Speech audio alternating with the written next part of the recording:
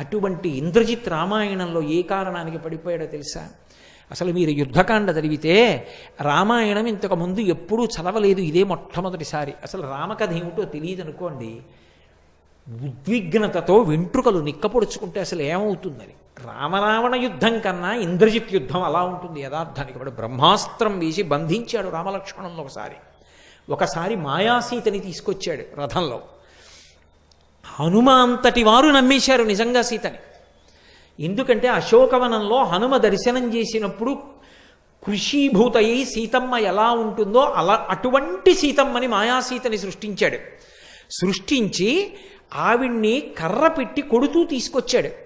ఆవిడ అరుస్తుంటే ఆ బాధ చూసి యుద్ధం చేస్తున్న వానరులందరూ తెల్లబోయి ఆగిపోయారు. హనుమ అంతటి వారు దుర్మార్గుడా, కులకాంతని కొడుతున్నావు, నాశనం అయిపోతావురా అన్నారు. కొట్టడం ఏమిటి? ఈమె కొరకు కదా మీరు యుద్ధానికి వచ్చారు, ఈమె మీకు దక్కకుండా చేస్తానని ఖడ్గం తీసి కంఠం నరికించాడు. సీతమ్మ మరణించింది అనుకుని రామలక్ష్మణులు అంతటి వాళ్ళు మూర్చిపోయారు. లక్ష్మణస్వామి తెలివి పొంది రామచంద్రమూర్తిని ఊరడించాడు. ఇంకేమి రామాయణం అసలు. వానరులందరూ దిక్కులు పట్టి పారిపోయారు. హనుమంతటి వారు కూడా నిర్వేదానికి గురైపోయారు. అప్పుడు అదృష్టవశాత్తు విభీషణుడు వచ్చాడు. వాడు మాయావి, రాక్షసుడు. వాడు సీతమ్మని చంపుతాడా? అంత కామమున్న రావణుడు సీతమ్మని సంహరిస్తే ఒప్పుకుంటాడా? ఒక్కనాటికి ఒప్పుకోడు. ఆమె మాయాసీత. తన మాయాశక్తుల చేత సృజించాడు సీతమ్మని. మీ అందరినీ మానసిక దౌర్బల్యానికి గురి చేశాడు. వాడు ఇప్పుడు హోమం చేయడానికి వెడతాడు. నికుంభల దేవాలయంలో ఉంటాడు. వాడు హోమం చేయడం పూర్తయిపోయిందా, ఇక వాడిని ఎవరూ పట్టుకోలేరు. వాడు యుద్ధానికి వచ్చేసాడా, మొత్తం వానర సైన్యాన్ని సంహరిస్తాడు. ఆ హోమం పూర్తవ్వకుండా మనం వెళ్ళాలి. హనుమ లక్ష్మణ బయలుదేరండి అన్నారు. వెంటనే లక్ష్మణస్వామి హనుమ బయలుదేరారు. ఆ నికుంభల దేవాలయంలో కూర్చున్నాడు. బయటంతా రాక్షసుల్ని కాపు పెట్టాడు. భయంకరమైనటువంటి హోమం చేస్తున్నాడు. హోమం పూర్తయి పీఠమించి లేచాడా, మళ్ళీ ఒక ప్రత్యేక రథం హోమగుండంలోంచి వస్తుంది. అది ఎక్కుతాడు. ఎక్కితే ఇక కనపడ్డా. తామసీ విద్యని ఉపాసన చేసి అక్కడి నుంచి అస్త్రప్రయోగం చేస్తాడు. కాబట్టి ఇప్పుడు పీటల మించి లేచిపోవాలి. బ్రహ్మగారికి మాట ఇచ్చాడు, ఏ రోజునైనా హోమం చేస్తుండగా పూర్తి చెయ్యకుండా పీటల మించి లేచిపోతే ఆ రోజున నేను మరణిస్తానన్నాడు. ఇంద్రజిత్ చచ్చిపోతే తప్ప ఆ యుద్ధం గెలవడం సాధ్యం కాదు. పడిపోవాలి ఇంద్రజిత్. అలా పడిపోవాలంటే పీటల మించి లేచిపోవాలి. పీటల మించి లేచిపోవాలంటే ఎలా? మహానుభావుడు స్వామి హనుమకి సాధ్యమైంది. అక్కడ ఉన్న వానర వీరులందరినీ మర్దించేశారు. అక్కడ ఉన్న రాక్షస వీరుల్ని మర్దించేశారు పట్టుకుని. ఆ చుట్టుపక్కల కాపలా ఉన్న వాళ్ళు పెద్ద పెద్ద కేకలు పెట్టారు. ఓయ్ ఇంద్రజిత్తు, అసలు తర్వాత నువ్వు ఈ హోమం పూర్తి చేయడం, యుద్ధానికి వెళ్ళడం, అసలు మేము బతికుంటే కదూ. ఓ పక్క నుంచి మమ్మల్ని అందరినీ చంపేస్తున్నాడు ఈ హనుమ. ఈయన వచ్చి నీ మీద పడిపోతాడు, లే రా, రక్షించు రక్షించు అని అరిచారు. తన వారన్న వారందరూ చేస్తున్నటువంటి ఆ హాహాకారాలు, ఆ కేకలు విని తట్టుకోలేకపోయాడు ఇంద్రజిత్. తట్టుకోలేక చేస్తున్న హోమాన్ని మధ్యలో విడిచిపెట్టి పీఠమించి లేచిపోయి రథం ఎక్కాడు. ఇదే అదును సంహరించి ఇవ్వాలన్నాడు విభీషణుడు లక్ష్మణస్వామిని. స్వామి హనుమ రోజున అలా బుద్ధితో యుక్తి పన్ని ఉండకపోతే, అంత బలంతో రాక్షసుల్ని మర్దించి ఉండకపోతే అసలు లేస్తాడా పీటల మించి ఇంద్రజిత్? లేవకపోతే ఇంద్రజిత్తుని సంహారం చేయడం కుదురుతుందా? ఆ రోజు వాడు హోమం పూర్తి చేస్తే ఏమయ్యేదో రామాయణం. హోమం పూర్తి చేయకుండా రథం ఎక్కి యుద్ధానికి వచ్చాడు. యుద్ధానికి వస్తే ఇద్దరి మధ్య భయంకరమైన యుద్ధం జరుగుతోంది. లక్ష్మణస్వామి నేల మీద ఉన్నారు, వాడు రథం మీద ఉన్నాడు. అది దివ్యరథం. అప్పుడు స్వామి హనుమ వాహనమై లక్ష్మణస్వామిని తన భుజాల మీదకి ఎక్కించుకున్నారు. ఎక్కించుకున్న నాడు ఆ హనుమని బాణములు పెట్టి కొడితే పూచిన మోదుగు చెట్టులా అయ్యారు. అయినా సరే రామకార్యం కోసం, రాముడి కోసం, ధర్మం కోసం, తనని నమ్ముకున్న వానరుల కోసం, తన ప్రభు అయిన సుగ్రీవుడి కోసం లక్ష్మణస్వామిని వహించారు. భయంకరమైనటువంటి యుద్ధం ఇద్దరికీ మధ్య జరిగింది. అంత భయంకరమైనటువంటి యుద్ధం జరిగితే ఆ యుద్ధంలో చిట్ట చివరికి రౌద్రాస్త్రాన్ని ప్రయోగించాడు.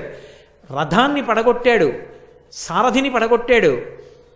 చిట్ట చివరికి ఇంద్రజిత్తు ఇవన్నీ పోయినా సరే చేతిలో ఖడ్గాన్ని పట్టుకొని వేరొక ఆ ధనస్సు తీసుకుని లక్ష్మణస్వామి మీదకి యుద్ధానికి వచ్చాడు.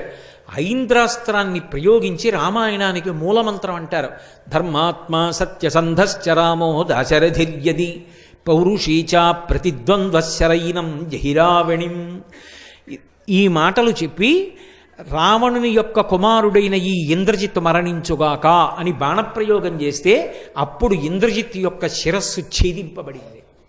స్వామి హనుమ లేకపోతే అసలు ఆ ఇంద్రజిత్తు సంహారం చెయ్యడం అనేటటువంటిది అంత తేలికగా జరిగి ఉండేదా అనే ఆలోచన చేస్తే అసలు అది అంత తేలికగా జరిగేటటువంటి కార్యం కానే కాదు.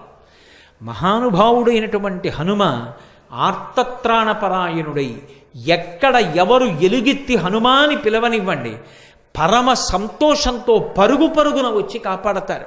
ఆయన్ని పిలవక్కర్లేదు, ఆయన పేరు పెట్టి రామనామం చెప్తే చాలు పరమ ప్రసన్నుడైపోతారు.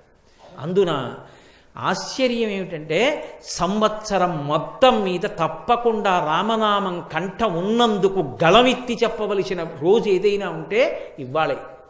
మార్గశిర మాసంలో వచ్చినటువంటి శనివారం. ఈ శనివారం నాడు ఎవరు రామనామ సంకీర్తనం చేస్తారో వాళ్ళందరికీ కూడా హనుమ యొక్క కృప విశేషంగా కలుగుతుంది. అంతటి మహానుభావుడు. ఒకరినేమి ఆయన ఒకానొకనాడు తరిగొండ వెంగమాంబ గారిని రక్షించలా. తల్లి ఎక్కడో తరిగొండలో పుట్టారు, తిరుకొండ చేరుకున్నారు.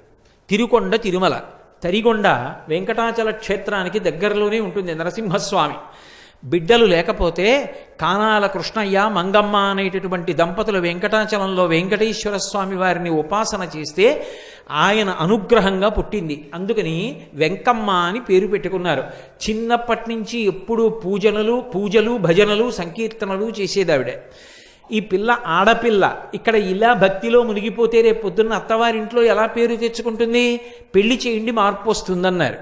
వెంటనే వెంకటాచలపతి అనబడేటటువంటి ఒక వ్యక్తిని చూసి వివాహం చేశారు. ఇంకా కాపరానికి వెళ్ళనే లేదు. ఆ భర్త గారు శరీరం విడిచిపెట్టాడు. నేను విధవని కాను, నేను ఎప్పుడో వెంకటేశ్వరుడు ఇల్లాలని, నాకు పెళ్లి చెయ్యొద్దని చెప్పేది ఆవిడ. అందుకని ఆవిడ సౌభాగ్య సూచనలను విడిచిపెట్టలేదు. విడిచిపెట్టకపోతే ఆ తరిగొండలో నేను ఆ తరిగొండ వెళ్ళి ప్రత్యేకంగా ఆ నరసింహస్వామి దేవాలయం, వేంగమాంబ గారు తిరిగిన ప్రాంతాలు దర్శనం చేసి పరవశత్వాన్ని పొంది వచ్చాను. ఒకప్పుడు ఆ నృసింహస్వామి దేవాలయం ఇప్పటికీ మీరు వెళ్ళినా చూడొచ్చు తరిగొండలో. ఆ తల్లి మంగళప్రదమైనటువంటి చిహ్నములతో సౌభాగ్యవంతురాలైన స్త్రీ ఎలా ఉంటుందో అలా పసుపు, గాజులు, పువ్వులు, కుంకం వీటితో ఉంటోందని ఒకప్పుడు ఆ ఊరు పీఠాధిపతులు వస్తే వారికి ఫిర్యాదు చేశారు. ఊళ్ళో ఉన్నవారు ఆయన పిలిపించారు వెంగమాంబ గారిని. వెంగమాంబ గారు చేతిలో పళ్ళు పట్టుకొచ్చి అక్కడ పెట్టి నిలబడ్డారు. నమస్కరించలేదు. పీఠాధిపతులు అడిగారు, ఎందుకు నమస్కరించలేదు నాకని అడిగారు. మీరు ఏమనుకోకుండా ఒక్కసారి లేవండి అన్నారు ఆవిడ. పీఠాధిపతులు లేచారు. ఆవిడ పీఠానికి నమస్కారం చేశారు. పీఠానికంటే ఆయన కూర్చున్న ఆసనానికి. ఆసనం భగ్గున కాలిపోయింది. అప్పుడు ఆయనకు అర్థమైంది ఈవిడ కారణజన్మురాలు. ఇటువంటి ఆవిడ జోలికి వెళ్ళవద్దు, ఈమె సంప్రదాయములకు అతీతమైన వ్యక్తి. అన్నీ ఒక గాట కలిపి మాట్లాడకూడదు, ఆమె సంప్రదాయాతీతమైన వ్యక్తి అని పీఠాధిపతులు చెప్పిన తరువాత కొన్నాళ్ళు ఆవిడ జోలికి వెళ్ళలేదు. కానీ ఒకప్పుడు ఆమె ఆ దేవాలయంలో హనుమ పాద సన్నిధిలో కూర్చుని ధ్యానంలో ఉండగా అర్చకులు జుట్టు పట్టి ఈడ్చేసి, మా ఊరికి దాపురించావు, ఎక్కడికైనా పోయినా బాగుండు నువ్వు అన్నారు. ఆ మాట ఆవిడికి ఎందుకో వెంకటాచల క్షేత్రానికి వెళ్ళిపోమ్మని చెప్తున్నట్టుగా అనిపించింది. 20 సంవత్సరాల వయస్సులో కటిక చీకట్లో కాకులు దూరని కారడవి, చీమలు దూరని చిట్టడవి అని చిన్నప్పుడు కథల్లో చెప్తారే, అటువంటి అరణ్యంలో బయలుదేరి ఆవిడ వెంకటాచల క్షేత్రాన్ని చేరుకోవడానికి ప్రయత్నించారు. అంత చీకటిలో ఆవిడ వెడుతున్నప్పుడు ఆమెని అరణ్యంలో కాపాడిన స్వామి ఎవరో తెలుసా? స్వామి హనుమ. త్రోవ హనుమ అంటారు. ఇప్పటికీ ఉంది వెంకటాచల క్షేత్రంలో ఆ మూర్తి. కాబట్టి మహానుభావుడు ఆయన ఎప్పుడు ఎక్కడ ఎవరిని ఆదుకోలేదు. స్వామి అని పిలిస్తే చాలు, ధర్మం కోసం, ధర్మమునందు అనురక్తి ఉన్న వారి కోసం పరుగు పరుగున వచ్చి కాపాడారు. ఆయన సంగీతమునందు కూడా అంతటి మహాప్రవేశం ఉన్నటువంటి వారు.